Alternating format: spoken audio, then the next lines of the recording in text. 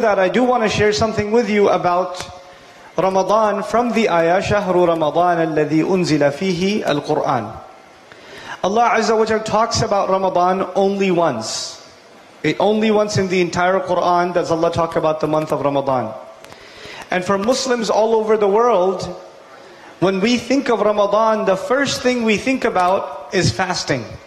The first thought that comes in my head as we think of tomorrow night we're going to pray Taraweeh, that means the day after that is going to be a very long day. And I'm going to be very hungry and thirsty.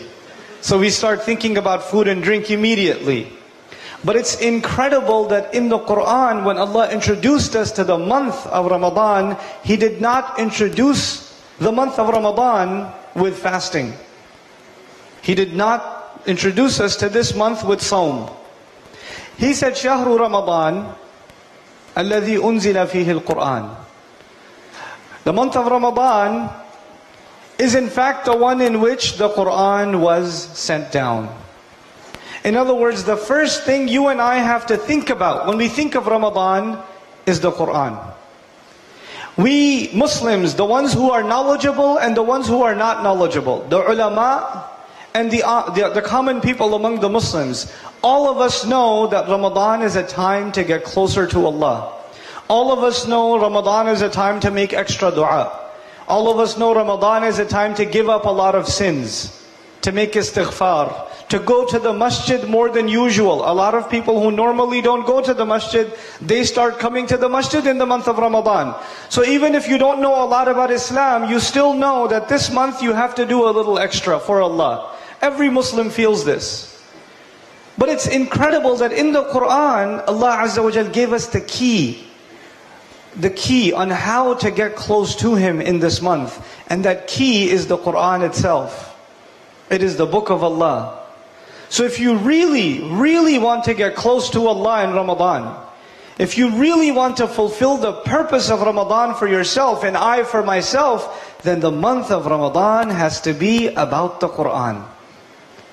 It has to be about the Quran, for you and for me. And we have to treat it as though we've never had a relationship with the Quran before. You're starting all over again.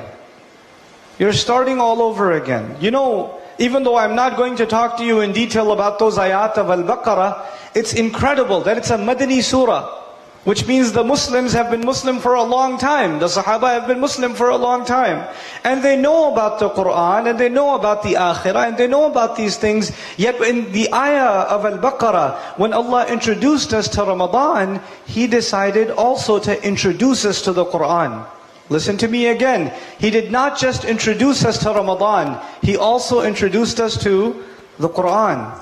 He said, هُدًى لِلنَّاسِ وَبَيِّنَاتٍ مِّنَ الْهُدَى وَالْفُرْقَانِ. It is guidance for people. The Quran is guidance for people. You tell me, did the Muslims already know that it is guidance for people? Did we already know that when the ayah came down? We did.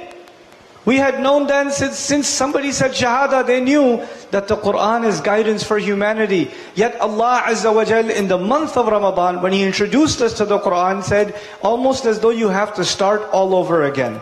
So you and I have to start reading the Quran and studying the Quran and reflecting and thinking about the Quran in this month like we have never read it before, like it's the first time.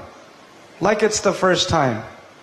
And that's beautiful, because you know what? If we did fulfill the rights of Ramadan, if we did fulfill what Allah expects from us in Ramadan, غُفِرَ لَهُ مَا تَقَدَّمَ مِنْ ذَنْبِهِ, the promise of Rasulullah sallallahu alaihi wasallam, that all of your previous sins are forgiven. You get a new start. Just like you get a new start in your life in Ramadan, you and I are supposed to get a new start with the Quran.